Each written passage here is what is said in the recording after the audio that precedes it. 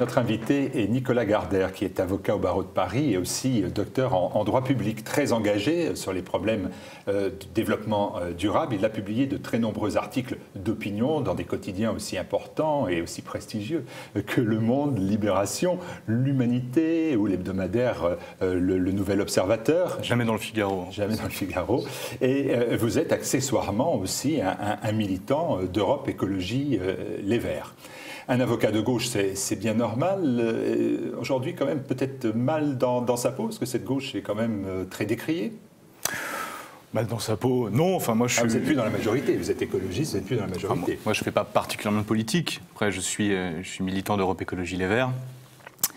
L'idée, si vous voulez, une carte de oui, non, mais je suis militant d'Europe Écologie Les Verts. Je soutiens fermement Europe Écologie Les Verts, le mouvement écologiste en premier lieu.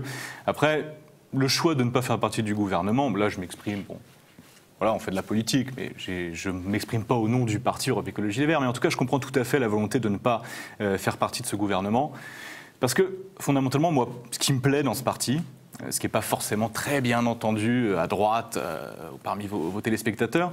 Ils sont pas tous de droite. Oui, certainement. Mais ce qui n'est pas particulièrement bien entendu, c'est que Europe Écologie Les Verts incarne fondamentalement une gauche libérale.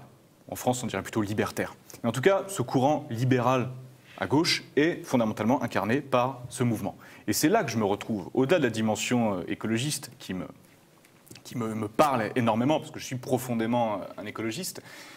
Ce côté libertaire est très important dans mon engagement, et ça a trait d'ailleurs à la problématique de mon engagement professionnel aussi, on en parlera. Mais moi, ce qui me gêne énormément à gauche, aujourd'hui, au sein du Parti socialiste, avec la personne de Manuel Valls, c'est cette forme de dérive un peu autoritaire. Alors, toute chose égale par ailleurs, évidemment. Mais autant j'attends rien de la droite, absolument rien, enfin, je veux dire, soyons sérieux, on n'attend rien de la droite, Martial Bild. Mais moi, j'attends de la gauche, j'attends vraiment de la gauche, et je trouve que cette gauche dite réaliste, en fait, c'est la droite. Ce qu'on aime chez Manuel Valls, c'est que c'est un homme, oui, profondément, c'est un homme de droite, et, par tous ses aspects, par cette absence totale de futur, c'est-à-dire de désir d'inventer quelque chose, de créer quelque chose. Il est dans une sorte de gestion un peu à mi-chemin sur toutes les questions, sur l'économie et surtout sur le plan des libertés fondamentales. Moi, ce qui s'est passé cette dernière année sur le plan des libertés, moi, ça me heurte profondément que ça vienne d'un gouvernement de gauche. Cette restriction on va en parler liberté, dans quelques instants, mais alors, votre gouvernement idéal, c'est Cécile Duflot et Jean-Vincent Placé, pas ensemble. Si vous voulez, ce que je disais tout à l'heure, moi, c'est le mouvement écologiste qui, aujourd'hui, est incarné uniquement par Europe Écologie Les Verts. Enfin, il y a des micro-partis, etc. Mais bon, c'est ELV. Cécile, Jean-Vincent Placé, mettons-le un peu à part. Parce qu'il est de droite aussi. Non, mais c'est pas très intéressant. Jean-Vincent Placé, ça n'est pas très intéressant. Mais Cécile Duflot, parfois, a des accents qui me plaisent parce qu'elle n'hésite pas à rappeler ce que sont les valeurs de la gauche. Quand il y a eu les propos, d'ailleurs j'avais écrit un article dessus dans la presse, les propos de Manuel Valls sur les Roms, moi, franchement, par rapport à une communauté qui est déjà excessivement stigmatisée, et le mot n'est pas galvaudé, par les stigmatisations, ce mot qu'on utilise à tort et à travers, là c'est pas galvaudé, cette communauté déjà excessivement stigmatisée, que le ministre de l'Intérieur en remette une couche, moi, ça m'a gêné. J'étais content que Cécile Duflot ose, au sein du gouvernement, critiquer, s'opposer frontalement à Manuel Valls sur ces questions. Ce n'est pas des détails. Pour moi, ce ne sont pas des détails. D'accord. Donc vous êtes à Écologie Les Verts moins pour l'environnement que pour les questions de société, on n'en parle pas parce que là, etc. Pour toutes ces raisons. Mais là, on n'en parle pas parce qu'on est là qu'il y a pour parler. Plusieurs courants, je veux dire. Oui, j'entends bien. Voilà, on est là pour parler de liberté d'expression. Les défenseurs du cannabis, c'est les mêmes, mais c'est pas la même chose. Oui, si vous voulez. Mais je fais court. Si vous voulez, renvoyer simplement l'écologie politique à la libéralisation, la légalisation, la dépénalisation du cannabis ou à la défense des petites fleurs, c'est quand même un peu malhonnête, franchement. Regardez, humaine, ça n'existe pas. Regardez ce qui s'est passé à Paris il n'y a pas si longtemps, ce pic de pollution. Le conseil donné aux vieux et aux bébés de ne pas sortir, etc. Sortez pas les vieux, sortez pas les bébés, ils vont mourir, etc. Ils vont développer des maladies. C'est pas un mythe, ça existe, c'est concret. Je vous renvoie au rapport de l'OMS dont on a beaucoup parlé il y a un an ou deux, notamment sur les conséquences du carburant diesel. Enfin, la pollution atmosphérique en ville, et notamment à Paris, est un vrai problème. D'accord, mais c'est le gouvernement socialiste qui a pris les décisions et la droite était d'accord. Donc, c'est pas une spécificité d'Europe Écologie Les Verts de nous dire qu'il y a des pics de pollution. Ah ben non, il ne s'agit pas de dire qu'il y a des pics de pollution. Il s'agit juste juste de dire, il s'agit juste de dire, on a un vrai problème. On a un vrai problème de pollution, notamment dans les grandes agglomérations, en particulier à Paris. C'est un problème de santé publique extrêmement lourd et on ne fait rien concrètement. On ne fait rien. Je veux dire, moi, je rêve d'un Paris en 2040, 2050, où on regardera les images du passé de ces embouteillages à Paris, de ces immeubles gris de fumée de voitures, où on considérera que ces images sont obscènes, que ça n'existe plus, que c'est quelque chose vraiment qui appartient au passé, qui est obscène. Bien sûr. Ce sera un musée sans commerce, sans entreprise, sans vie. Ce sera une ville morte, mais elle sera belle, elle ne sera pas polluée. Non, c'est faux. Mais elle sera belle. Ce n'est pas juste une question de beauté, c'est une question de santé publique. Les gens tombent malades, les enfants sont asthmatiques, les enfants sont malades, les vieux meurent. Et les gens prennent leur voiture pour nuire aux vieux et aux malades. Non, mais ils la prennent par paresse. Si vous voulez, la voiture, là on commence à faire un débat sur l'écologie, mais la voiture est évidemment un outil de liberté, un instrument de liberté individuelle. La liberté d'aller et venir passe notamment par l'automobile. Mais quand vous êtes à Paris, dans les embouteillages, avec tous ces individus qui prennent leur voiture pour aller travailler, qui pourraient tout à fait utiliser les transports en commun, là, on a un vrai sujet. Et là, ce n'est plus un outil, un instrument de liberté. C'est même tout l'inverse. Donc, moi, je considère qu'un développement des transports en commun, une réduction progressive de la circulation automobile à Paris, jusqu'à suppression, soyons fous, soyons écolos, une suppression pure et simple de la circulation automobile à Paris intramuros me paraît un avenir tout à fait envisageable et souhaitable. Voilà, c'est ça aussi l'écologie politique. Sûrement pour les gens qui travaillent. Ceci étant dit, vous parlez de la liberté individuelle, la voiture, liberté individuelle, et là, vous avez, vous, un problème, c'est que vous êtes fait le défenseur de la liberté d'expression. Pas un problème. C'est un problème quand on est de gauche, parce que vous êtes arrivé à même défendre des militants activistes. Vous appelez-vous des salauds, hein, dans un article oui, il faut aller là à l'essentiel, donc je suis allé à Libération, et là vous avez écrit, c'est assez récent d'ailleurs, hein, que je m'interroge sur la possibilité qu'auront les gens de blasphémer sans tomber systématiquement sous le coup de la loi pénale, et vous êtes opposé à la restriction de la liberté, y compris pour les salauds. Je dirais même, les militants nationalistes. Je dirais même, ou Dieudonné. A fortiori la liberté des salauds. Parce que finalement, quelle valeur attribuer à la liberté d'expression des gens qui sont contents, qui sont d'accord? Je veux dire, s'exprimer librement pour dire « je trouve que l'action du ministre de l'Intérieur, maintenant Premier ministre, Manuel Valls, c'est formidable ». Sur le plan des libertés fondamentales, je ne vois pas tellement l'enjeu.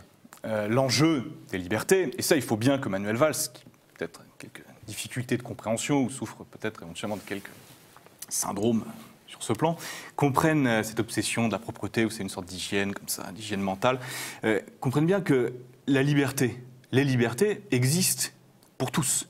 Et justement, la preuve de l'exercice effectif et de l'existence réelle des libertés fondamentales dans un pays, c'est justement le marqueur, la preuve de ça, c'est à travers la liberté d'expression qui est reconnue à ceux qui ne sont pas d'accord, à ceux qui sont contre, à ceux qui critiquent le système, qui critiquent le régime, etc. Et voilà, c'est là qu'on voit qu'existe réellement une liberté d'expression dans un pays. Et lutter contre la liberté d'expression de ces gens qui critiquent tel ou tel aspect de la politique, tel ou tel aspect de la société, c'est finalement saper les bases mêmes de la démocratie libérale. Moi, je suis profondément un démocrate, je suis profondément un libéral, j'y crois sans aucun cynisme, j'y crois profondément, je considère que c'est véritablement le meilleur des régimes possibles. Et supprimer la liberté de ceux qui ne sont pas d'accord, c'est justement saper les bases de ce modèle, saper les bases de ce régime. Je veux dire, la liberté d'expression existe pour ceux qui ne sont pas d'accord. Si on est d'accord, il n'y a pas de problème de liberté. La question ne se pose même pas. Donc voilà la logique de mon engagement. On va lever les paradoxes quand même. Premier paradoxe, vous dites, je suis un homme de gauche, on voit, sincère, peut-être même extrême, pas extrémiste, mais extrême dans ses positions, écologiste, on vient de l'entendre. Je suis un homme de gauche, mais je suis un avocat qui peut défendre des militants activistes, des salauds, mais des militants nationalistes, Serge Ayoub, défendre aussi même l'interdiction qui a été faite à Dieudonné de faire ses spectacles. Ça, je peux m'engager. Est-ce qu'il n'y a pas un paradoxe là? Est-ce qu'en fait, Cécile Duflot, elle est contente de vous voir défendre des gens comme ça? Alors, Cécile Duflot n'a pas eu à se prononcer sur... Ce qu'on appelle des raccourcis. Hein, n'a pas eu à se prononcer sur ma défense de Serge Ayoub ou autre. Moi, je pense être totalement cohérent. Et sur le plan, encore une fois, je reviens sur Europe Écologie Les Verts, il y a beaucoup plus de libertaires, de gens qui croient profondément aux libertés publiques qu'ailleurs à gauche, et notamment au Parti socialiste. D'ailleurs, les seuls à s'être quelque peu élevés au moment de cette affaire Dieudonné, élevée contre la radicalité et la violence, finalement, du comportement de l'État et du Conseil d'État, on les a trouvés à Europe Écologie Les Verts.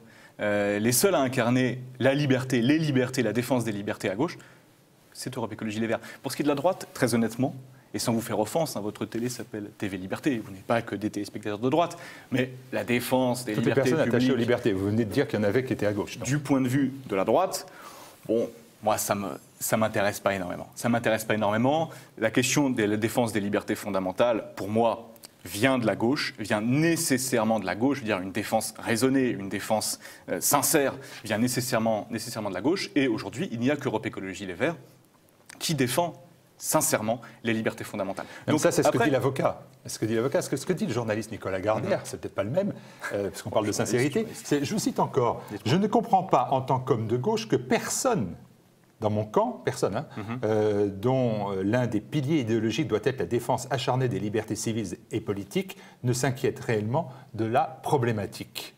Personne. Personne. Rhétorique. Effet rhétorique. C'était un petit peu exagéré. C'est vrai que au niveau de...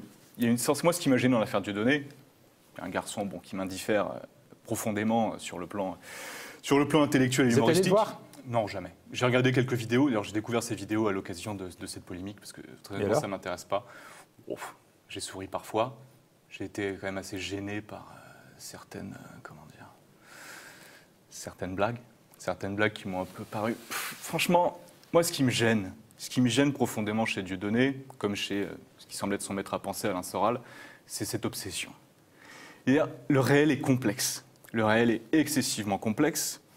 Expliquer la complexité du réel par une cause unique, se focaliser sur une sorte de groupe, bouc émissaire, qui serait responsable de tous les phénomènes, qui serait la matrice de tous les phénomènes, de tout le mal, pour moi, c'est tellement le degré zéro de la pensée, le degré zéro de la philosophie, de la sociologie, de la psychologie. Pour moi, c'est du néant. Et moi, je peux rigoler à des blagues de Dieudonné, mais ça me renvoie tellement à un néant intellectuel que ça m'ennuie. Donc moi, Dieudonné, je m'en fous. La question, c'était la défense de la liberté de Dieudonné. Ce qui m'a gêné dans cette affaire, c'est qu'à aucun moment, la question ne s'est posée du point de vue de la liberté d'expression. À aucun moment, on est parti du postulat, qui devrait toujours être le postulat, c'est-à-dire la liberté comme un absolu. La liberté qui n'est jamais un absolu. Toujours un rapport dialectique entre différentes libertés, évidemment, et c'est très bien que ça soit comme ça. Mais la liberté est le principe. Et, éventuellement, derrière, on peut restreindre ces libertés. Là, la problématique Dieudonné s'est posée uniquement du point de vue de la répression, du point de vue de l'interdiction, du point de vue de la censure. On n'a pas pensé cette question en termes de liberté fondamentale. C'est ça qui m'a gêné. Peut-être qu'on peut arriver à la même conclusion. Peut-être qu'au final, la question c'est oui, c'était bien de condamner Dieudonné. Il a mérité à de nombreuses reprises d'être condamné. Bon, pourquoi pas ?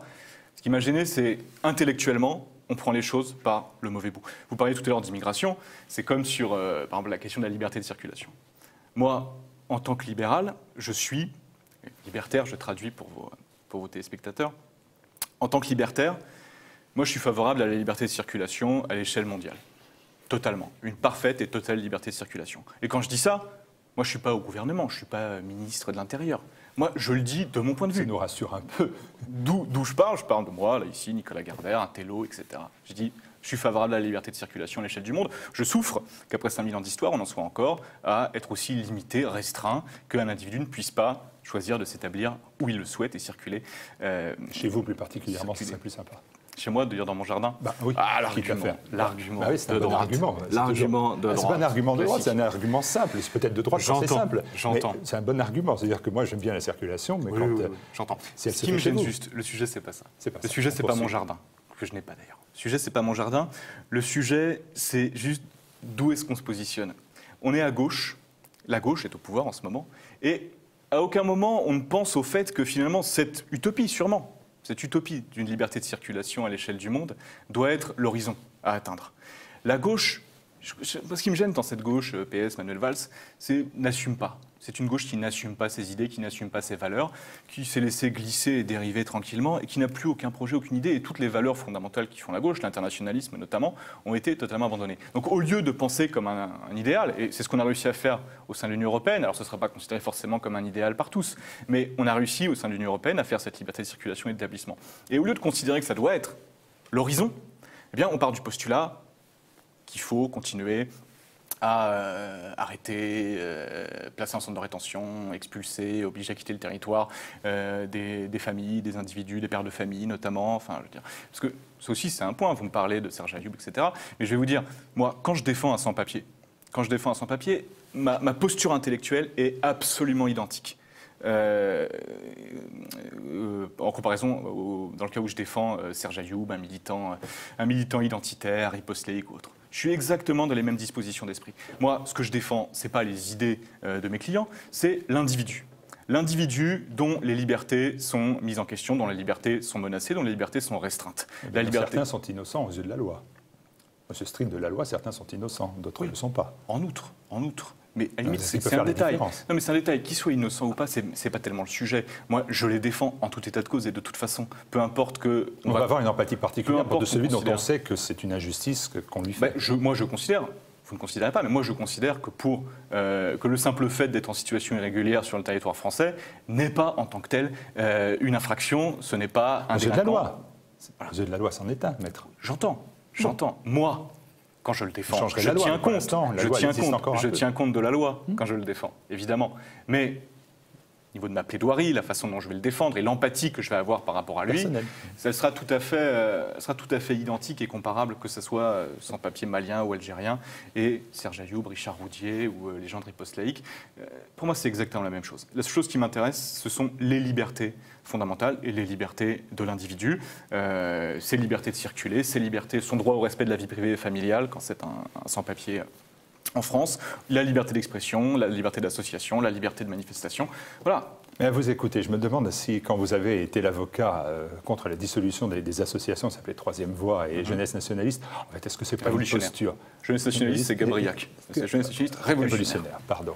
Vous savez mieux que moi. Mais en ce qui concerne cela, est-ce que c'est pas véritablement pour vous une posture? Voilà, c'est-à-dire que ça me permet d'avoir une image qui est assez fun. Voilà, quand je fais en soirée, bon, voilà, j'ai défendu ça, ça fait plus sympa que le sans-papier dont tout le monde se fout.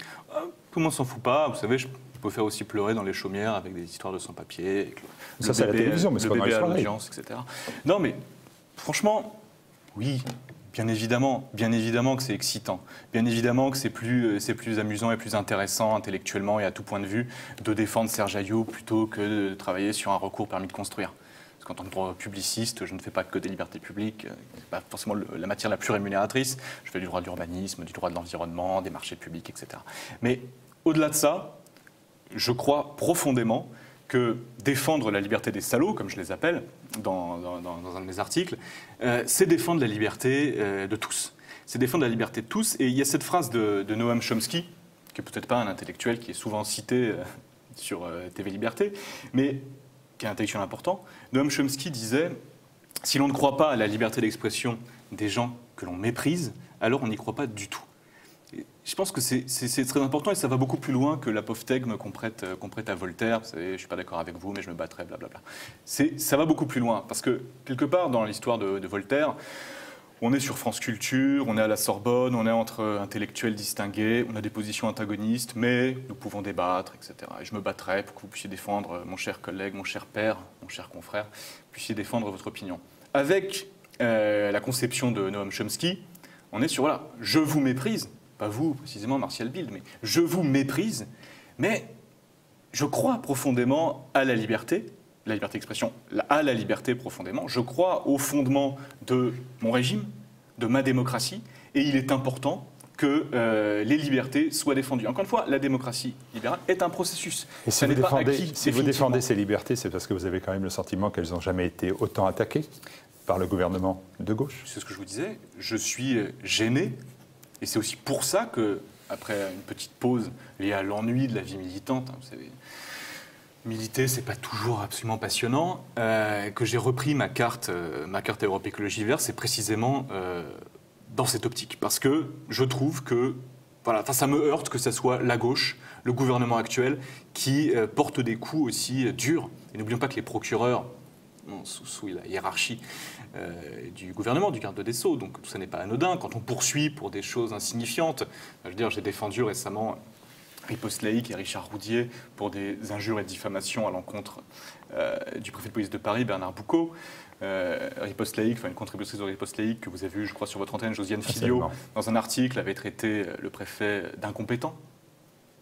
Richard Roudier avait même pas qualifié, il avait dit à la fin de son article toute analogie entre Boucaud et Bourriquot, donc c'est un article plutôt critique, toute analogie entre Boucaud et Bourriquot serait purement fortuite.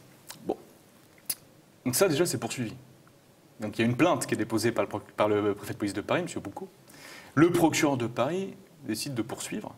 Il renvoie à Carcassonne pour des raisons de compétence des défendeurs. Et le procureur de Carcassonne, les mains un peu liées, j'imagine, requiert 1 500 à 2 000 euros d'amende pour chacun de mes clients. Ce qui, bon, il ne pouvait pas demander la relaxe non plus. Hein.